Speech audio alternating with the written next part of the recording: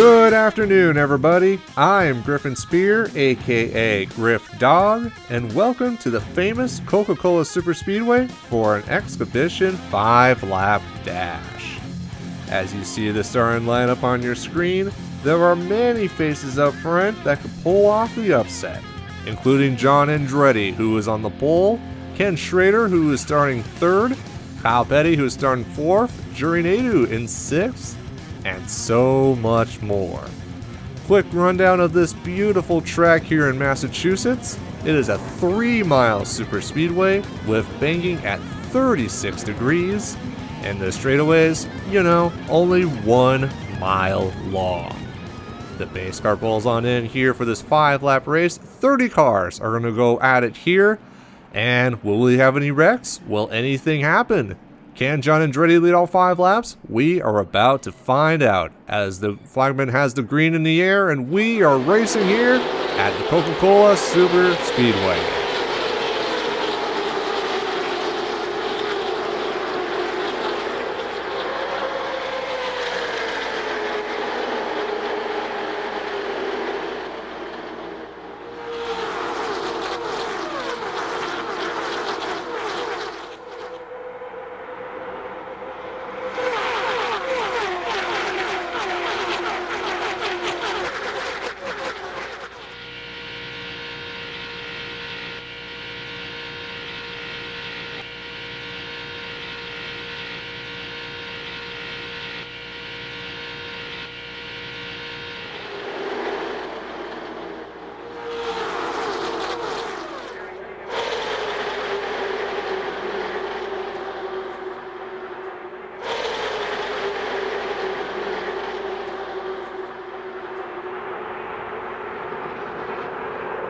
And coming down the front straightaway, leading lap 1, Rusty Wallace, the 1989 Cup Series champion, followed by Bill Elliott, the 1988 Cup Series champion, in second with Jeff Burton in third.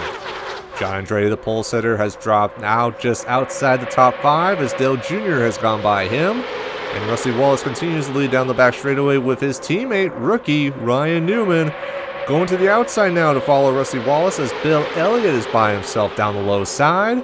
With Dale Jr., the Pied Piper, is following Bill.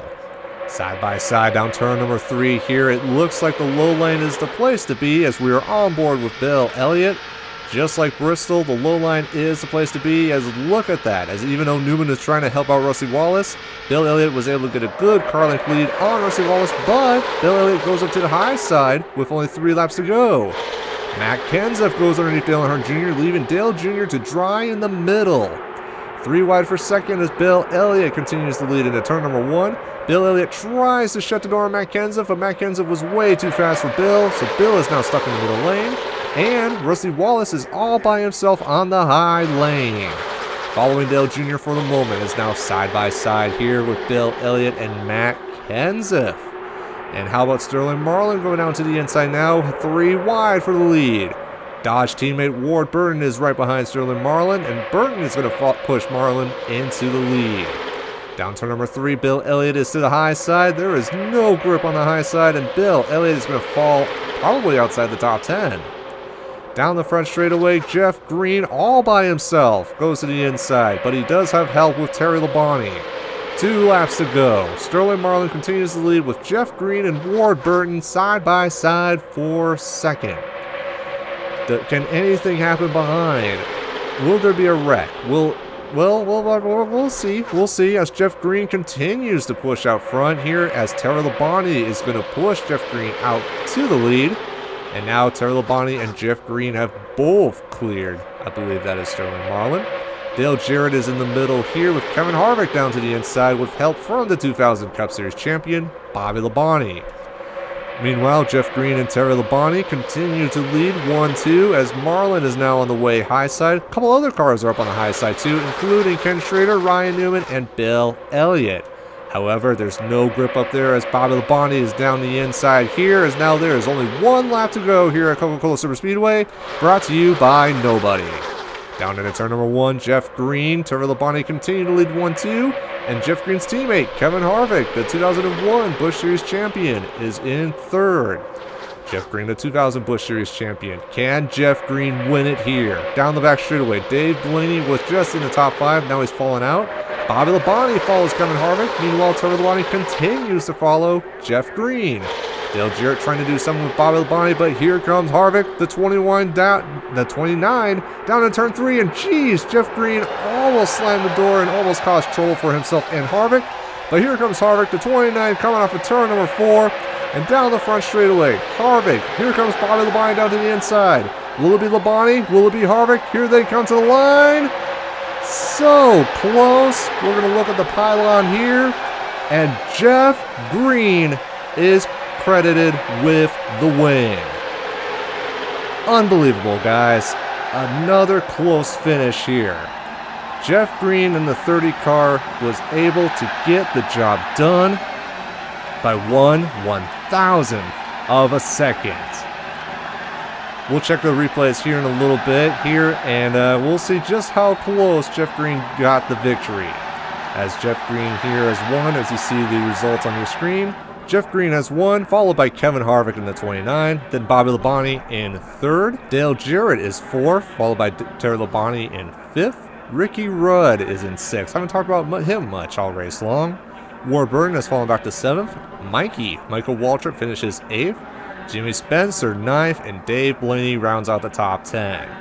John Andretti just falls outside the top 10 and 11th, followed by Kurt Busch and then Ricky Craven. Then you got Matt Kenseth, Rusty Wallace, and then Dale Earnhardt Jr., the Pied Piper, has fallen back a little ways. The Jeremy Mayfield and then Juri Naidoo. Jeff Gordon, we haven't talked about him all race long. He finishes just inside the top 20. Sterling Marlin and then Jimmy Johnson. And then farther in the back, Bill Elliott with a dismal finish. Jeff Burton, followed by Casey Atwood. Ryan Newman also fell back late. Robbie Gordon did not talk about him all race long. Kyle Petty with a dismal finish, especially with his very good start. Joe Nemechek in the 81, and then Steve Park in the 1, and then finishing dead last, Ken Schrader in the 36. But hey, the good news is nobody wrecked. So here's the replay of the finish. Watch just how close Jeff Green on the high side was able to get the job done. Just by inches, if even that. Jeff Green was able to get the job done. And then as you see from this overhead shot, just look how close all the other finishes are for position. Rusty Wallace just barely ahead of Dale Earnhardt Jr., Jeremy Mayfield just ahead of Juri Naidoo, among others.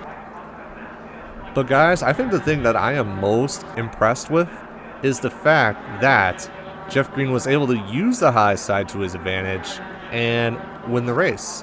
Because this track is a lot like Bristol, where again, the low line is the place to be. But I believe since Bobby Labonte tried going down to the inside and tried to win it for himself, the draft was no longer there for either of them, and Terry Labonte was still with Jeff Green. So, because of that, Jeff Green was able to get the victory. Here's another replay of the finish, and this just shows again how ridiculously close this finish is. And again, Jeff Green was able to get it done on the high side. And Bobby Labonte was about 4/100ths of a second off. And so and you got to give kudos to Terry Labonte as well, because Terry Labonte could have gone for the win himself, but he stayed right behind Jeff Green the entire time.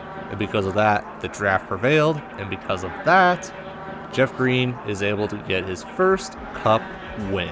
Now watch this shot here as we follow Jeff Green, as you see Bobby Labonte down to the inside, and just like that, because Bobby Labonte went down to the inside, Kevin Harvick lost the draft, Bobby Labonte lost a bit of the draft, Jeff Green still had his draft from Terry Labonte, and because of that, 1/1000th of a second is all it took. So thank you guys so much for watching here. More shorts will be coming along the way. Not too sure when they'll be on the channel, but hey, might as well subscribe to the channel, click that like button, get the notification bell, all the cliche things on YouTube. If you guys can do that, that would be appreciated. So, thank you guys so much for watching, and this is Griffin Spear, aka Griff Dog, saying so long, until next time.